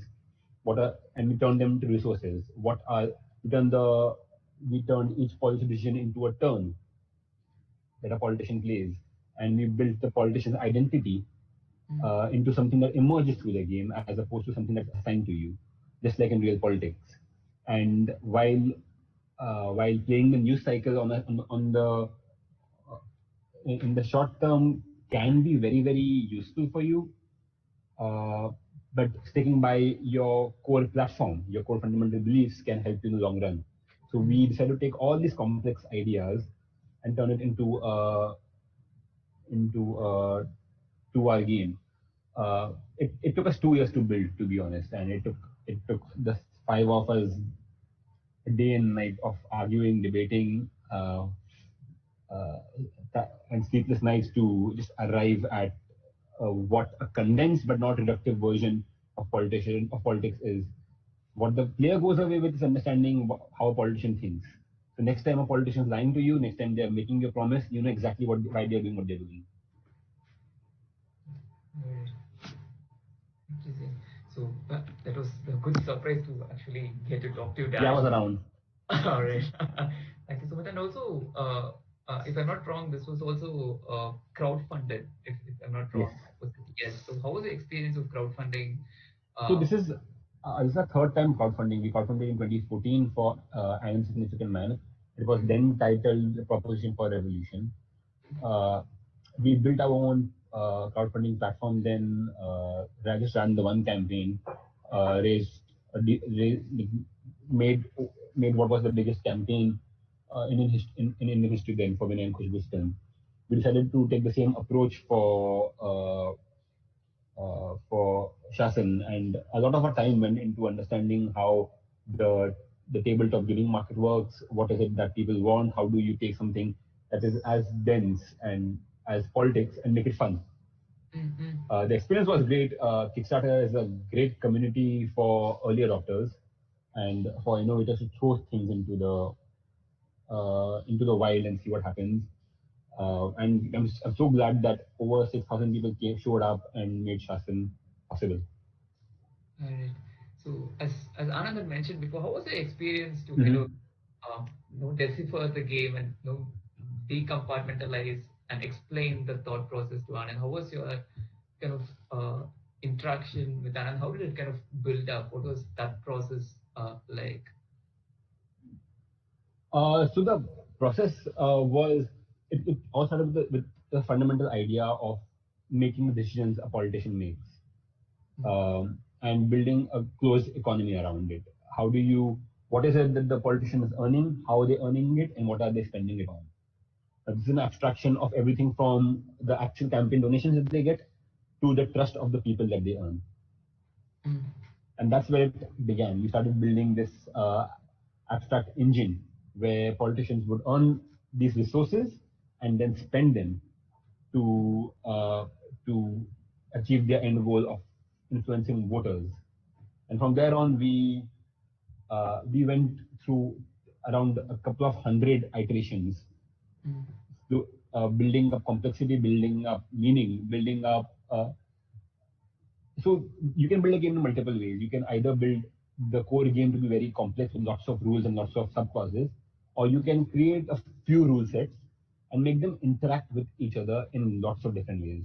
Make them keep bouncing off each other, and that's the approach we went for with Shasn. We created fundamental variables that that would drive the game forward, and we created inflection points throughout the 2 hours that would throw them together. And the complexity, hence, is emergent. The complexity isn't in the rule set itself. The complexity arises from how the players are interacting with the rules, and more importantly, with each other.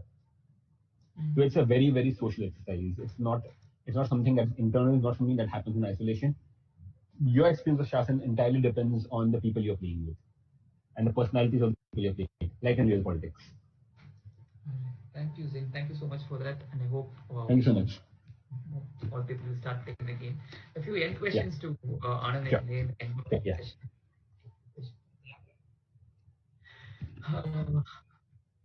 Hey guys, I'm back. Now the thing is, we don't get a video feedback, so we don't know if the camera is showing up a decently framed image of us or not.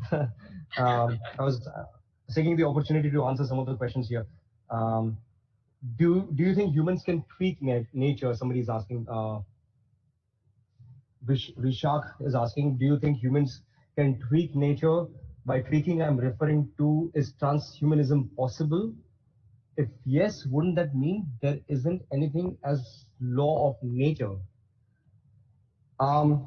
We took the first step towards tweaking nature and towards transhumanism the day we made the first cave painting.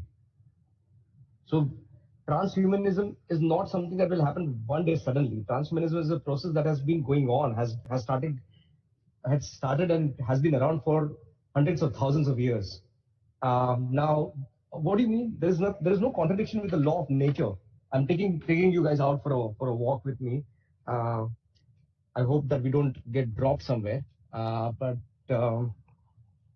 I was like tired of sitting, so I thought it'll be nice to walk around.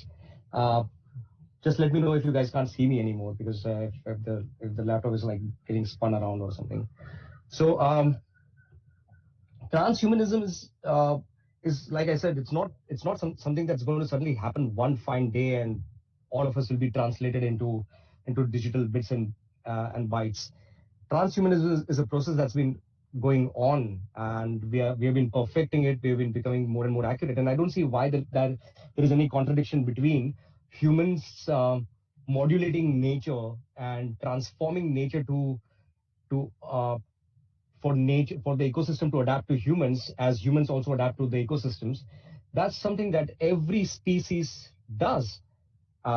Bacteria transforms nature around it. Algae transforms nature around it. There is no species that stays alive without affecting the ecosystem around it or transforming it in some way. So Daniel Dennett has a beautiful way of saying this. He says, if if a spider makes a web, we think it's within the law of nature. But if humans make World Wide Web, we think that we are outside of the law of nature. Or when a beaver makes beaver dams, we think it's very much a part of nature. But when we make the Hoover Dam, we think that it's outside of the law of nature. I think that contradiction is fallacious. There is no such contradiction. All life is constantly transforming itself and the ecosystem around it. And there is this constant negotiation going on between the ecosystem and life. Now, in that, humans have the ability to amplify those transformations. We can do it at a scale that is extremely more. It's far more precise and far bigger than any other species. So, and I say that with a disclaimer that of course algae also transform the planet at a very big scale, and some bacteria have been transforming this planet at a very large scale. But in higher animals, humans have the ability to amplify the transformations at a massive scale, and also keep records of themselves in a very big way, in a very meaningful way. Like we are recording ourselves on video. We're recording our intentions, our dreams, our aspirations, our memories outside of our biological selves. So that process is a transhumanist process, and it will go on and we'll become better and better at it. We'll get more and more accurate in our ability to translate ourselves into bits and bytes. We are near the end of the session, so I think I'll take the last question. So the last question is usually my last question that I ask most of the speakers. So would you recommend 5 books that you think all of us should read? So I do often share my recommendations, books, videos, films on my Instagram.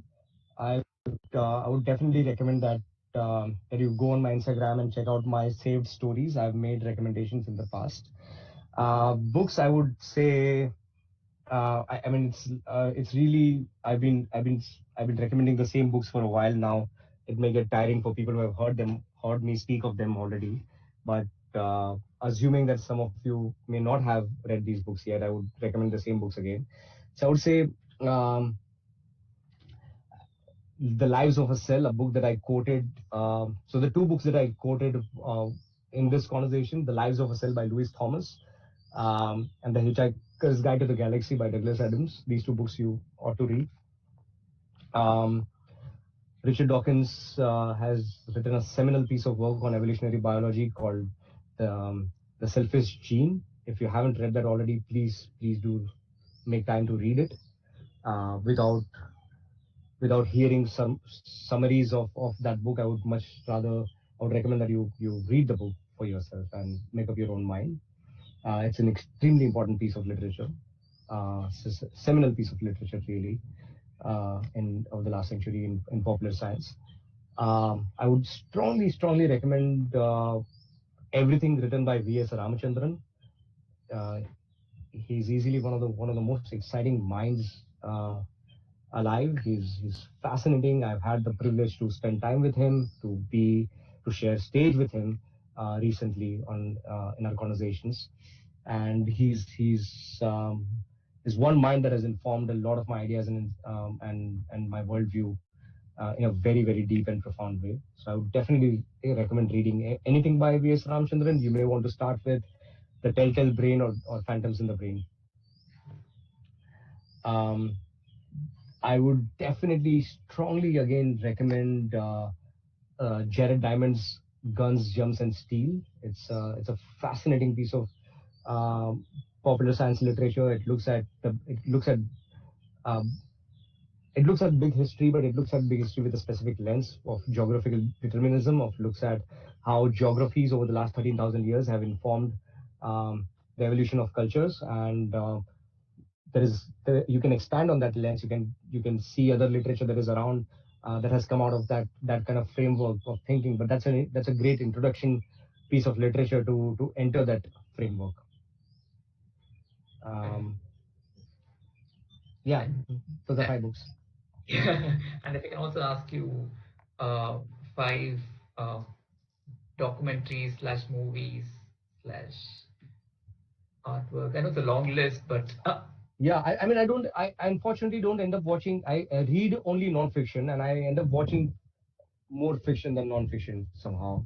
So with films, I end up watching fiction largely, and with books, I don't read any fiction. I read only non-fiction. I read peer-reviewed journals, and I read popular science books. And the only fiction that I get around to reading is science fiction, and that too hard science fiction, not soft science fiction. So with books, I can give a lot of non-fiction material that one can read. But with films, my recommendations would be largely in fiction and in cinematic fiction. So again, I've made these recommendations in the past. I'll continue to make them.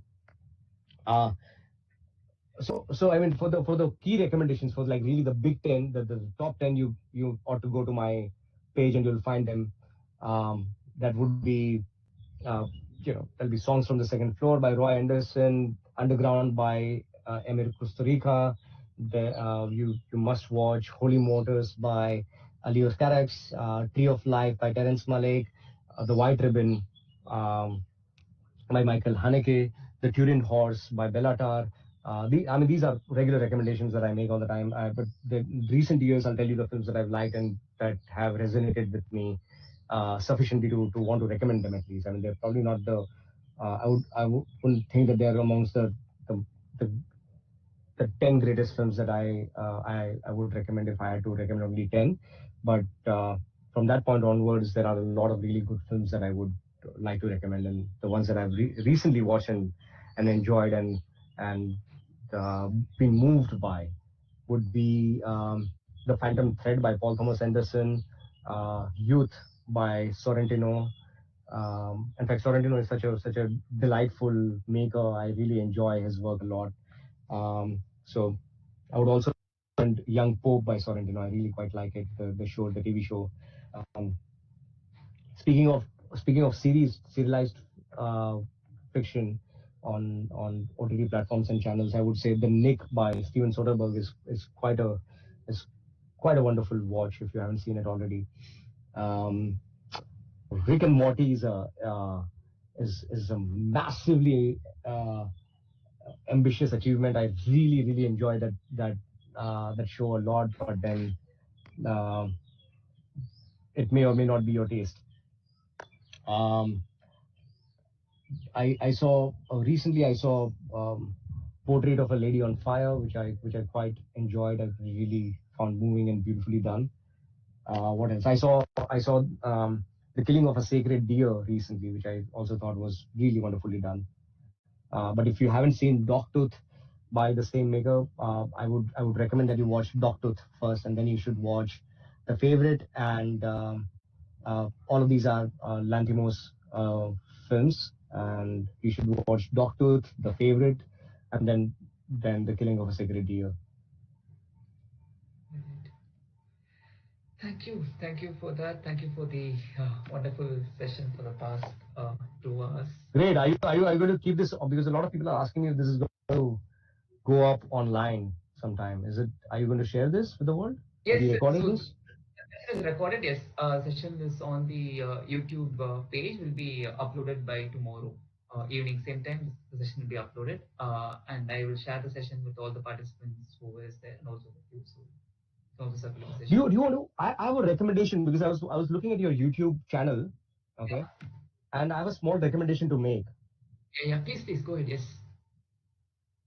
Just if you can split the entire conversation that we had. It's a 2 hour long conversation. Nobody's going to watch a 2 hour long conversation on YouTube. All right. Split the entire conversation question wise. That would be my strong recommendation, so that people can consume this conversation. They can go back and forth on uh, if they so wish. They can Yes. consume it in parts and pieces, and they're not we don't necessitate people to have to go through the entire 2 hours of meandering in this. Mm. All right. All right. Okay. Okay. So okay. Understood.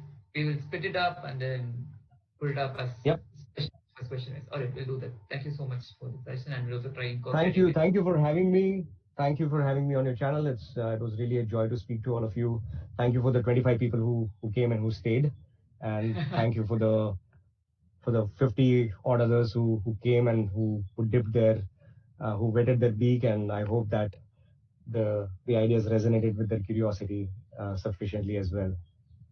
Yes, thank you so much. And as I also have a recommendation by the end of all sessions that I do to all the participants over here, and to especially those who are new to the session for the first time, our recommendation is please do write about this session, about this conversation, and then share it with your friends. Whatever kind of influenced you most, whatever inspired you the most, please do write about it immediately and then share it on your social media so the idea could reach a larger number of people surrounding you. So that's the only way that we think the ideas can spread across more easily and more rootedly. So please do write and please do share it on your social media. That would be the greatest gift that we can give all of us back. So thanks, Anand. Thank you so much for your time and for Thank your. you. I'm still answering some of the questions while I still can. Okay, if you Um, can. Please. So there's one question Great. about Okay.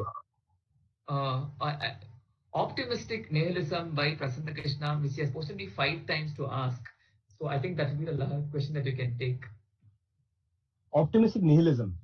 Yeah. Yeah. I mean that's really that really defines me. I think I I do not presume that life has any meaning preceding life, which means that the universe did not come about with an existing sense of meaning, but meaning has accumulated with history, with the fact that we have that the universe has been around for 14 billion years. Um, there have been consequential accumulation of some semblance of meaning, and we could using that as raw material, and using ourselves as canvas, we can paint a sense of meaning upon ourselves and upon the world, and that is for us to invent and discover. Mm, mm. All right. Thank you so much, guys. Thanks for having me. Thanks for indulging me. Hope to see you all again very soon. This on the first on Friday. That's day after tomorrow. Tune in on my Instagram live. I've invited five of my favorite most young poets uh, for a poetry recital. They're going to be sharing their poetry, and they are amazing. They're all young 25-year-old poets who are doing really wonderful work. So tune in at 5 p.m. on my Instagram live day after tomorrow. Thank you. Thanks so much. That's the link. This Instagram live. Please do. MEMEWALA. All That's right. the Instagram. Yes. Please do. All Follow. right. Thanks so much. All right. Thank you, guys. Bye. Heya se shamongera yongo Helia lo Shamo